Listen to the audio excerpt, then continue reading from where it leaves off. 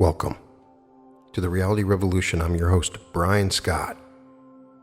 Today, I wanted to return to Robert B. Stone, the amazing author who helped develop the Silva mind control technique and wrote many, many wonderful books that we've covered on the podcast. There's a really fascinating book he wrote called Celestial 911, which makes the argument that there are fairies and angels and higher density beings that we can contact and work with. And there's a lot of really cool bits of information and techniques that he teaches in this book. We visited this book in the episode How to Contact the Good Fairy Waiting to Grant Your Unlimited Wishes. I really enjoyed that one, and I wanted to read this one because it has some amazing techniques on how to manifest your ideal self-image, to better your communication skills and gain acceptance with your eyes and sensitize your intuitive reception. The number of techniques and ideas here are very powerful, and I wanted to share them with you. How to stay on the good side of the other side. This episode has as its origin the conviction that an essential part of man's duty upon earth is to bear witness to the truth as it has been revealed to him. So does John G. Bennett begin his book called Witness, Dharma Book Company 1962, in which he discusses the forces that shaped his early life, including the effects on him of the teachings of Gurdjieff and Uspensky, both contemporary innovative philosophers. Since I endorse this concept and claim it as the motivating force behind my book, too, I start this final chapter with that idea. I'd like to go a step further and recount one of Bennett's experiences as it too dovetails with the ideas and teachings herein. In 1947, Bennett returned to Coombe Springs, a town outside of London, England, where he had lived as a boy. For the first time in 30 years, he visited his old King's College school. As he walked through the grounds, past the laboratories, and over the playing field where for 2 years he had captained the rugby team, he came upon a memorial to those lost in World War I. Stopping to read the names, he came upon one name after another of boys with whom he had played rugby or cricket. No wonder he had not returned before. How could he ever reconcile himself to the loss of so many of his best friends? Hardly a one seemed to have escaped. I was all alone in the great playing field, but as I stood, I was no longer alone. All these boys were still there, still living with their powers undiminished. A great presence enveloped us all. An immense joy flooded through me. Bennett described that presence. That day, Coombe Springs was visited by some great presence. It might have been some angel, or even a greater being. I was, during the whole of that day, completely certain that in some utterly incomprehensible way, the boys who had been with me at school and had died on the battlefield were as much alive as I was. I discovered, as the days went by, that several others had been aware of a great presence and of a blessing that had come to us. The main lesson to Bennett of this experience was in his words, "Potentialities are not destroyed by death." The main lesson to me is we are not alone. In his preface, Bennett apologizes for having presumed to write as though he had been privileged to a vision not shown to others. It happens that I am almost wholly deficient in visual imagery, and I have been astonished in recent years to find this power awakened in me. We are going to presume we are not alone. We are going to presume also that by now, the power of visual imagery has been awakened in us. Based on these truths, of these assumptions, we are going to use visual imagery to stay in close companionship with our celestial companions. How do you see yourself today? What is your vision of yourself? What are your thoughts right now about your beliefs, your capabilities, and your health? How do you see yourself today? The answers to this question today determine how you will be tomorrow. The reason is that these answers comprise the climate in which your brain and body cells are reproducing. Healthy climate, healthy brain cells, healthy body cells. Poor climate, unhealthy brain cells, unhealthy body cells. Your thoughts and beliefs about yourself are creating the pattern for your continuing self. They do so by governing the climate in which these cells are renewing themselves. To lead a fairy tale life, you need to maintain a fairy tale life vision for yourself. You must raise your current thoughts and beliefs about yourself, your life, and your health. Certainly, you must raise your vision from disease to wholeness. We can always take a lesson from Jesus. Jesus said to the man in the temple, "Stretch out your hand." Matthew 12:13. He did not see a withered hand. He saw a hand filled with life, with strong muscles, nerves, and tendons. He maintained a vision of wholeness for that hand, and those visions became true. We are about to perform an action plan that will give you a chance to see yourself perfect. But before you do this action plan, I insist that you practice holding this perfect picture in your controlled daydreaming. In fact, when you think you have a pretty near perfect picture of yourself, improve it. When you have improved it, improve it again. Why am I so insistent on a picture that depicts you at your ultimate best? Because as you see yourself in the action plan, so you will become. I want this action plan to lift you by your bootstraps and send you soaring. If I have my way, you will become a spiritual giant. You will find yourself looked up to as a leader. You will naturally display a genius intellect, a superhuman wisdom, and a dazzling personality. How about a little friendly coaching before you begin? Suppose we take a look at the picture you have of the ultimate you and see if it could use a little touching up. Relax and daydream now. Create the perfect picture of yourself. And we'll talk some more. Go ahead, I'll wait.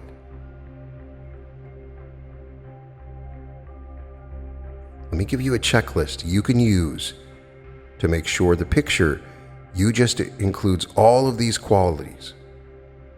You are healthy. Your posture is erect. Your thoughts are positive. You have overwhelming love. You are aware of your spiritual nature. You are aware of your sexual nature. Your habits are all good. Your weight is normal. Your attitude is optimistic. You are patient and tolerant. You are radiant. You are surrounded by admirers. Remember, these are not qualities that you need to have now. You would probably miss by a mile. No insult intended. It is just that rare is the person who can attain all of these qualities or develop them in a lifetime. You will attain them. See, believe, know. You will have help in attaining this position of stardom in humanity. Help will come from you know who. How to make your ideal self-image manifest now. What you're about to do has the unanimous support of all the powers that be. You have decided to live a life that is the closest to perfection that you can conceive. Can anybody object to that on this side or the other side? As a result of this unanimity, you can perform the next action plan anywhere in Fairyland City that you prefer. When you enter via the garden and get your key, you can stop right there and hold your ideal self-image in your controlled daydream in the garden. Or you can visualize the Eternal Life Health Spa or the Universal Bank. Your choice includes the Universal Trade Center, the Supreme Court, or the House of Wisdom. Wherever you decide to spend a minute holding in your mind your ideal self-image, you have the support of the divine messengers there. The only consideration that might make one Fairyland City facility more advisable than another is the specific self-image aspect you need to work on. In what department did your picture need touching up? If I had to do with health, you should choose as your locale for this action plan the Eternal Life Health Spa. If it had to do with difficulty in picturing yourself wealthy, choose the Universal Bank. Or maybe you could not see yourself as a genius, so you would do this action plan in the House of Wisdom. Wherever you choose, this trip to Fairyland City will change your life. Action plan to manifest your ideal self-image. 1. Relax. 2. Daydream. 3. With the doorway to Fairyland City enveloped in your bright white light, walk in. 4. Go to the garden, get your key from the drop of water in one of those roses that reflects all the colors. 5. Stay in the garden or go to any Fairyland City facility where you feel it is best for you to be. 6. Count backwards from 10 to 1 to deepen your relaxation.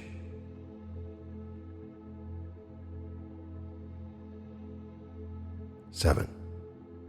See yourself as magnificently as you can imagine yourself to be, using the perfected image you have practiced holding before. 8. Permit this image to fade when it wants to, but bring it back time after time until you feel you have held this image a total of 1 minute. 9. Lower your head in thanks, love, and respect for the angels, fairies, and other powers that be. 10. Leave Fairyland City via the garden where you return your key. 11. Pass through the doorway, leaving it open and mentally affirming, my consciousness is one with universal consciousness. Universal life energy surges through me as I go forth. 12. Open your eyes, feeling great every morning on arising. Relax and see yourself as your ideal self-image. Congratulations. I bow my head to you in thanks, love, and respect for your having lifted yourself up, in effect by your bootstraps, in order to be able to heighten your contribution to world society and to the meaningfulness of your life. New abilities that you can now expect. We're all unique beings. Some of us are more sensitive with the sense of sight, others with the sense of hearing. When those who are more sensitive to the sense of sight begin to manifest their more perfect self, they can become seers. They can see with their mind's eye what is happening thousands of miles away. They are optically psychic. When the sound sensitive mature, they can hear voices relating answers to questions. They are audio psychic. So you may now become clairvoyant, or you may become clairaudient, depending on your natural abilities. Both are great advantages. One thing is sure, you are becoming more psychic. Your controlled daydreaming will be able to serve you in ways that you have not thought possible.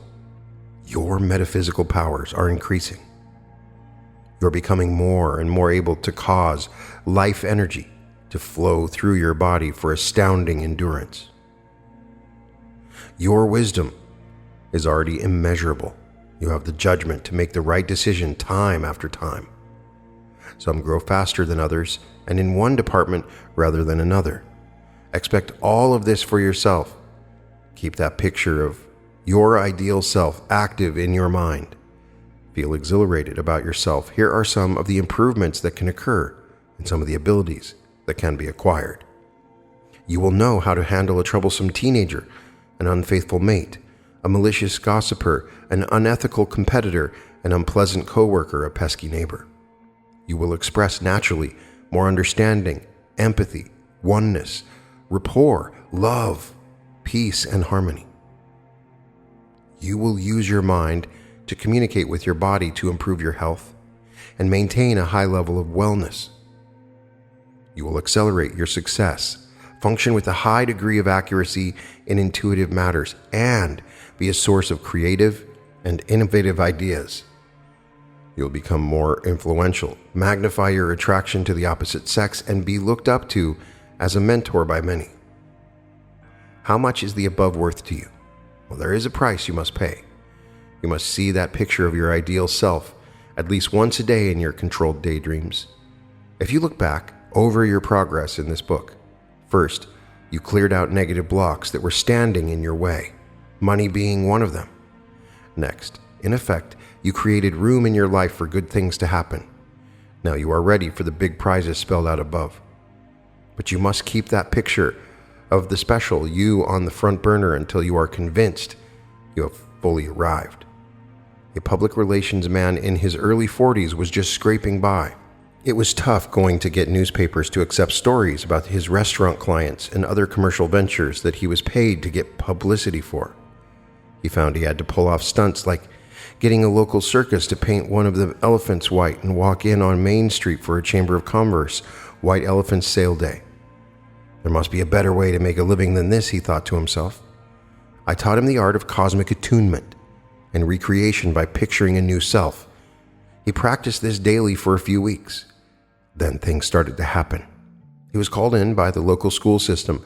They needed the education story told to the local community to create support for the program. When budget voting time came around, he was retained on an annual basis. Another board of education heard about him, then another. The mayor of his town retained him to help with the town image. Within a year, he had a half dozen of these high-paying governmental clients, valid sources of new and higher levels of uses for his public relations talents. No more stunts and circuses, and a lot more money. The change spread to his married life, a new son, a new contemporary home, a new career. Then came offers of political office, and I wish I know how far he went, but I left that area and lost track of his glorious transformation. Such is the transformation that can be yours. How to trigger your mind to work for you automatically. Mental pictures are creative. Have I said that enough? No, it needs to be embossed on our brains. But here is something I have not told you. Physical pictures can trigger mental pictures and themselves become creative. A professional mentalist who worked in European nightclubs before World War II was able to read the serial numbers on money while still in the purse and wallets of patrons. He performed 2 shows a night, illustrating this remarkable psychic ability. One night after his second show, 2 soldiers in German military uniform approached him. "Do you do private shows?" one asked him. "Yes," he replied, "if the price is right. You will do this one free." They affirmed with authority, "You will perform for Adolf Hitler in his office at Berchtesgaden." It was an overnight automobile ride. When they arrived, the mentalist was escorted through long hallways in order to reach Hitler's office. He noticed large photographs lining one wall. These photographs were of famous buildings in various capitals of Europe. On each building was a swastika. Every time Hitler entered or left his office, whether he looked at the photos or not, he was being programmed like a computer to take over these capitals. Eventually he did. How would you like to do the same? No, not win capitals of Europe and then lose your life. How would you like to create your own collection of pictures that will program you to reach your goals?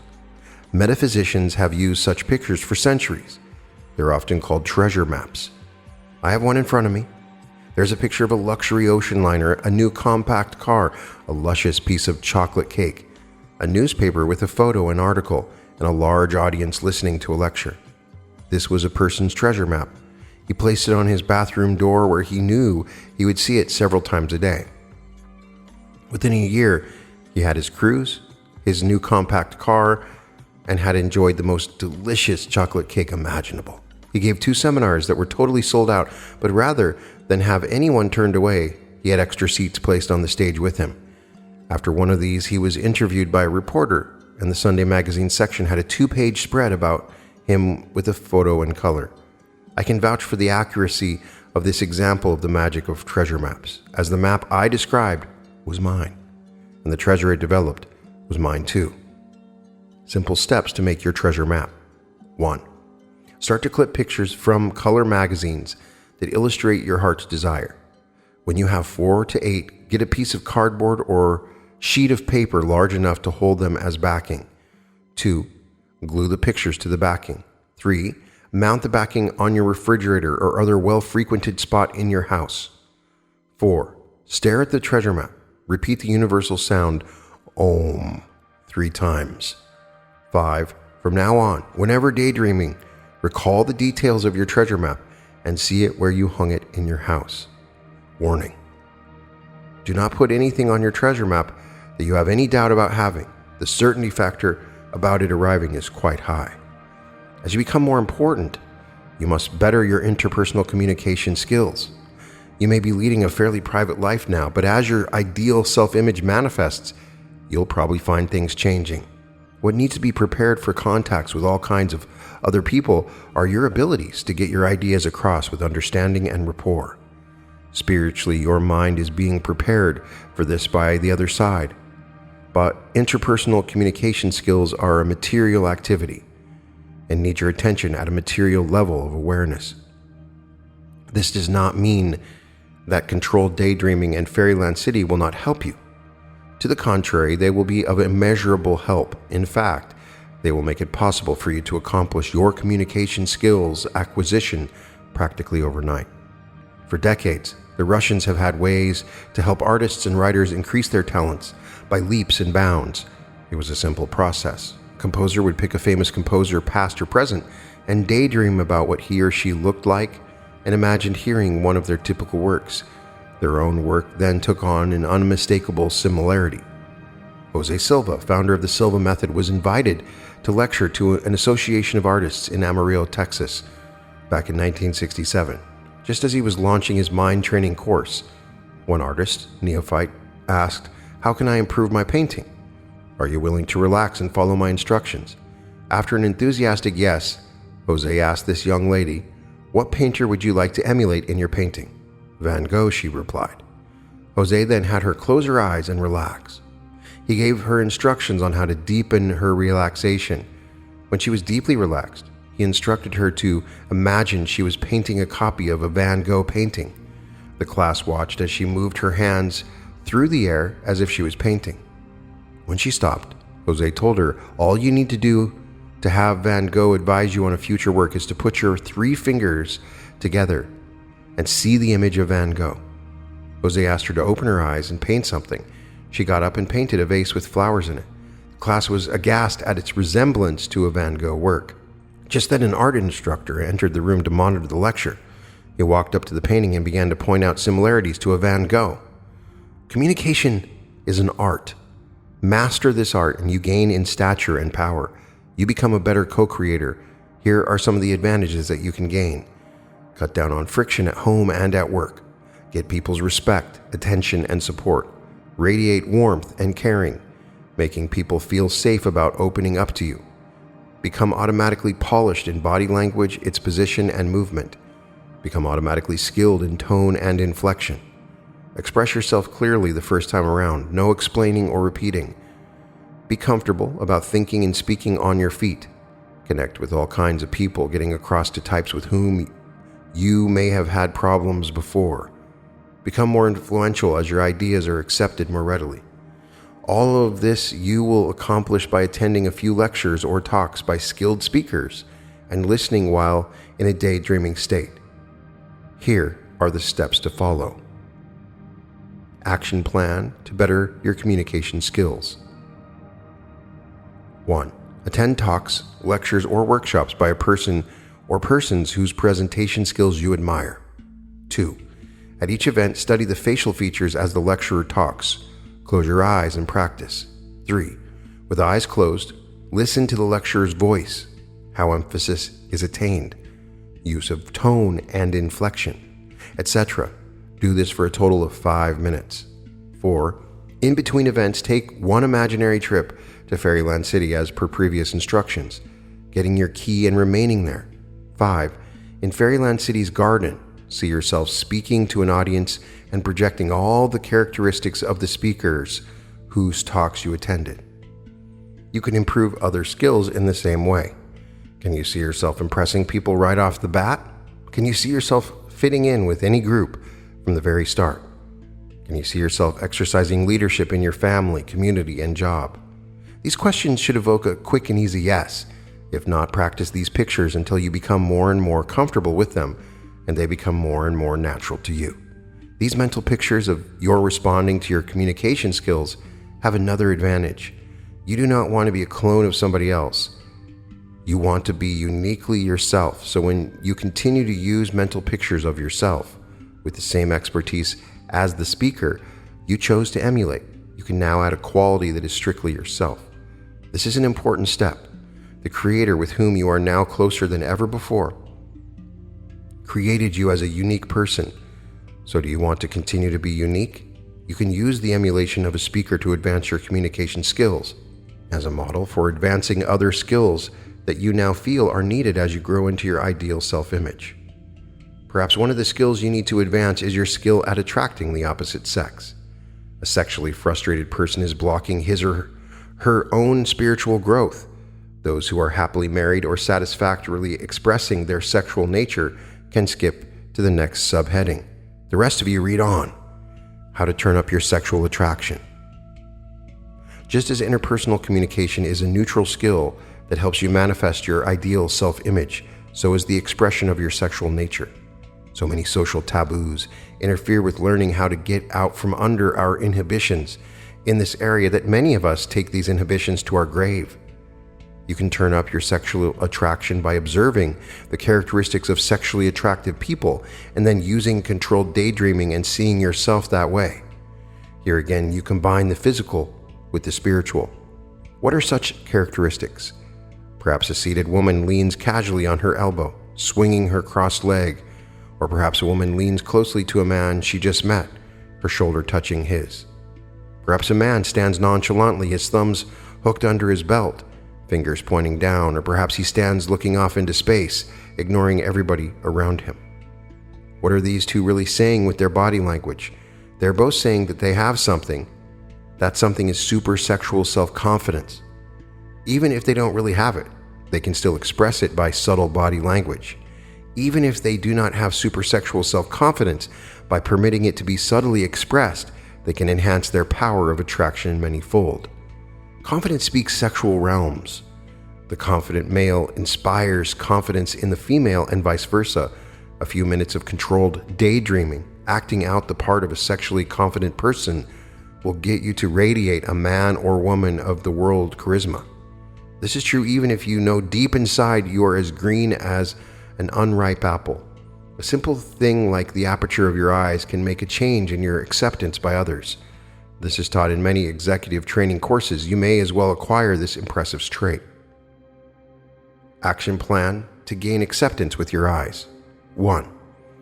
When you wish to hold the attention of a listener or influence a member of the opposite sex, hold eye contact a bit longer than usual. 2. Open the aperture of the eyes slightly. Do not stare, but move your eyes closer to staring. 3.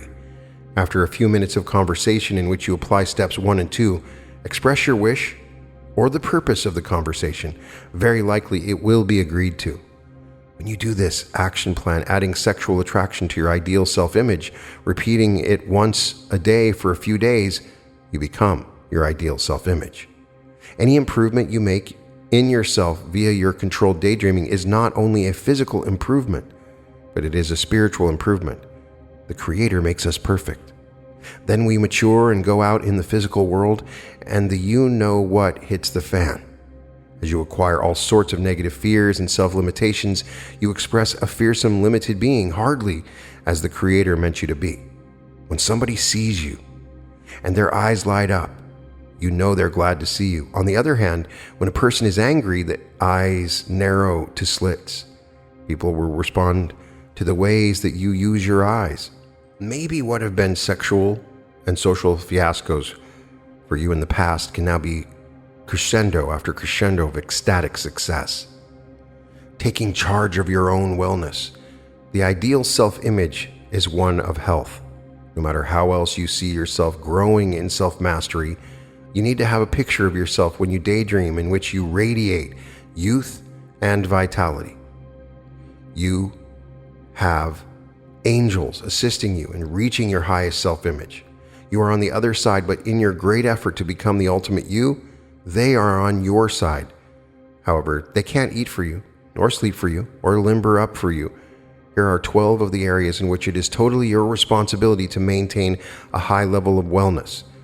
Pray and meditate daily. Exercise a half hour every day. Favor more whole grains, fruits, and vegetables and less fatty meats. Drink a quart or more of pure water a day in addition to other fluids. Keep all 3 elimination systems in active working order: kidneys, bowels, sweat glands. Favor cotton and other natural fibers in your clothing. Move away from lengthy, stressful situations. Love, love, love. See the humor in even the grimmest situations and have jokes ready to tell. Be philosophical about difficulties. Say, "This too shall pass," and believe it. Get plenty of sleep. Plenty differs for people, but varies between 6 and 10 hours. Helping others is good for you. Help somebody every day. how to stay on the good side of the other side. I may have pulled a fast one on you. Everything in this chapter has been aimed at having you attain your fullest potential, but attaining your fullest potential is the supreme hope for you of the guardian angels, the good fairies, and God's other helpers. So as you daydream to begin to manifest your ideal self-image, they are in the wings, rooting for you and applauding your every success. You are doing exactly what you need to do to remain on the good side of the other side. Many self-help teachers, including those who emphasize spiritual growth, give you earth-shaking ways to make this a better world to live in. They see you emptying the battlefields of war, the prisons of criminals, and the hospitals of the sick. These are all good goals for you to have, goals that automatically put the other side on your side, keeping you in the eye of the angels. But if you do an action plan that makes you a better communicator, what angels, fairies, and celestial magicians are not totally with you? Anything you do to help manifest in your life, the ultimate you, is God's work. And to keep the other side supporting you, all you need to do is God's work and God. And God's heavenly co-workers are your helpers. Self-improvement is a path to leading fairytale life. Once you've made strides in self-improvement, especially with the use of controlled daydreaming, you will receive God's words in a clearer, more understandable way. You will receive intuitive guidance to new ideas, unique solutions to problems, and even money-making inventions. But you have to be listening. How one person listened to God's secrets and patented them. The universe speaks to you through people, events, signs, dreams, and omens. Some people even hear voices, others are not listening at all. When we do not listen to another person talking, it is probably because we are totally concerned with our own problems of the moment. Or instead of trying to understand what is being said, we are already preparing our reply, or we are judging or reacting to preconceptions and prejudices. We need to practice listening to other people, and then we will become more skilled at listening to our own intuition, the spiritual guidance that we have generated through controlled daydreaming and visits to Fairyland City. At night, on July 9, 1856, a boy was born to a Serbian Orthodox minister and his wife in Croatia, now part of Yugoslavia. To Nikola Tesla, even childhood seemed to be in frequent meditation. When only 5, he invented a water wheel and a new kind of fish hook. When Nikola was 7, firemen in the town were trying to pump water from the river for use on a fire, but no water came. Nikola, who was even then listening to the intelligence of the universe, suddenly dived into the water and removed an obstruction that had crimped the hose. Soon Tesla, in his 20s, invented and patented the first AC motor, which he sold to George Westinghouse for $1 million plus partnership. Tesla went on to invent the wireless broadcast of radio waves, the turbine engine, and fluorescent lighting. He listened, invented, and patented. But then the universe began to tell him the secrets that humankind did not accept, such as a way to charge up the earth so anyone could plug into it and get power. He was rejected by other scientists. He withdrew from society. So sensitive was he that he could feel the rejections as negative energy. He could feel other people's pain and emotions. He lived his last years as a recluse, insulating his hypersensitive attunement from both society and the universe. Was the universe at fault in sharing secrets with Tesla that were not accepted? Or had Tesla been lax in improving his own ability at interpersonal communications? See how one person's lapse in the process of self-improvement can set back world progress? Had Tesla read this chapter and done the simple things set forth to hold attention and communicate convincingly, we might all be enjoying an infinite source of power, sans pollution or monthly electrical bills. How to improve your intuitive hearing. There's a simple finger position that, when properly programmed into your mental computer through controlled daydreaming, will act as a trigger device to improve your listening to the inner intelligence we call intuition. Used in a number of Eastern cultures, it consists of placing the thumb and forefinger together to form a circle. It is said to close your energy circuit so you are unable to transmit but free to receive. Symbolically, it unites your will with universal will, thus tuning you to the highest of all stations and inviting intuitive reception. The ideas that drift into your mind when using the two-finger circle can make you a fortune. It pays to listen and remember. Later, write them down and daydream about them. More insights will arrive. Your intuitive reception may not tell you the name of the horse who will win the 4th race at Churchill Downs, but it might very well tell you exactly what you need to do to double your sales. Here's how to program or set this triggering device so that it works to amplify your spiritual messages. Action plan to sensitize intuitive reception. 1. Go in the usual way to the garden at Fairyland City. 2. Hold thumb and forefinger of the left hand, or if you are left-handed, the right hand, together to form a circle with the other fingers extended. 3. State mentally, every time I hold these 2 fingers together, I am able to concentrate easily and automatically on what a person is saying, and I can understand and remember. I am also able to listen to the intuitive messages of the universe and receive them loud and clear. 4. Leave Fairyland City in the usual way. 5. Repeat daily for several days. 6. When listening to another person, place the 2 fingers together. 7. When in quiet, relaxed moments, place the 2 fingers together and be aware of all ideas that drift into your mind. A final tribute to fairies, angels, and other heavenly hosts. I've been rather glib in my references to angels and other celestial beings all through this book. I needed to be that way in order to not push credibility beyond any reader's limits. Let me now remind you that there are increasing reports of help from angels coming from the general populace. A nonfiction book about angels appearing in everyday people's lives was recently on the New York Times bestseller list. There are newsletters about angels, catalogs about angels, conferences about angels. The Wall Street Journal featured a report about angels and gave it a front-page position. In the summer 1995 issue of a magazine published by the Theosophical Society called The Quest, 2 articles appeared about angels, one called Bright Ones by P.M.H. Atwater and the other one called Good Heavens by Sue Diaz. Atwater comments that angelic beings and other spiritual helpers assume their visible shape and form only for the length of time it takes to end the emergency. Then, these angelic or light beings disappear into a featureless mass of energy or light, or a radiant burst of brilliance. A reminder might be in order that the Catholic Church and other religions teach that every person is assigned a guardian angel at birth as a guide and protector throughout life. Could this be a case in point? A family was stranded in a snowbank when their car skidded off a seldom used road. A man came by in a tow truck and rescued them. Once safe, the man and truck disappeared into thin air, leaving no tire tracks in the snow. I have had angelic help with this book. I'm going to take a minute to thank the heavenly host for this help. I hope you'll join me. Thank you, dear ones.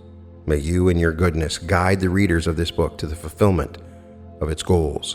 One more deed the other side will appreciate. Yes, you can make this a better world to live in. There's a way that what you are accomplishing for yourself, creating for yourself a fairy tale life, and can change the face of the earth. Can you create a world in which mountain streams run pure to rivers below? In which vigorous plants and animal species flourish in protected wild lands? Where people work together to preserve and pass on to future generations an environment unpolluted by their presence? The answer is yes, if. Can you single-handedly save humankind and probably planet Earth with it from extinction? Yes. If you share your successes with others, teach them to daydream in a controlled way, teach them about God's messengers in Fairyland City, teach them to join you in living a fairy tale life. And this concludes the chapter, How to Stay on the Good Side of the Other Side, which dedicated a lot of very interesting time on manifesting the ideal self-image. There's some very specific plans that you can use. I recommend that you read this book. He mentioned several times Fairyland City, which is an idea given earlier on in the book as a place that you can go in meditation as a way of visualizing help that you're getting from the other side. You can do that in any way that you want. But the general idea of this is that you can manifest by going into a relaxed state, and you can call upon the help of outside forces such as angels and whatever higher density beings you want to call them. They're here to help you. They're here to aid and assist you. But there's a point that's made in this particular chapter, and that is that you can improve your life by enhancing your ideal self-image and your ability to communicate. You may be getting divine wisdom and intuition as the story is told about Tesla, but your fear of others and your inability to see yourself as truly amazing and your inability to communicate may mean that you can't save the world. Maybe you have some amazing invention within you, a way of healing the deserts, a way of providing a solution to global warming, but you have such a low self-esteem, so low of a self-image, and an incapability to communicate that nobody will ever be helped by you. You are amazing, and you have amazing things to offer this world that only you can offer. And here is an action plan that you can follow in order to change the way you think psychically and to bring about your ideal self-image. So what I want you to take away from this is to start creating your self-image. And I want you to enhance it and go back over it. I want you to see yourself healthy and positive, loving, confident. You're aware of who you are and what you are. Your weight is normal. Your attitude is optimistic. You're radiant. You're successful in whatever ways that you want. I want you to craft this image and put this together and follow these steps, or ones that are more comfortable for you. And you're calling upon the forces of the universe, fairies and angels and guardian angels, and they're all here to help you. We need you. We need your services to save this world. You can find all episodes of The Reality Revolution at therealityrevolution.com. Make sure to check out the book Celestial 911, Call with Your Right Brain for Answers. The link will be in the description. Also, you can check out my art website at www.newearth.art. I am sending all the love to everyone and seeing you as your ideal selves. And welcome to the Reality Revolution.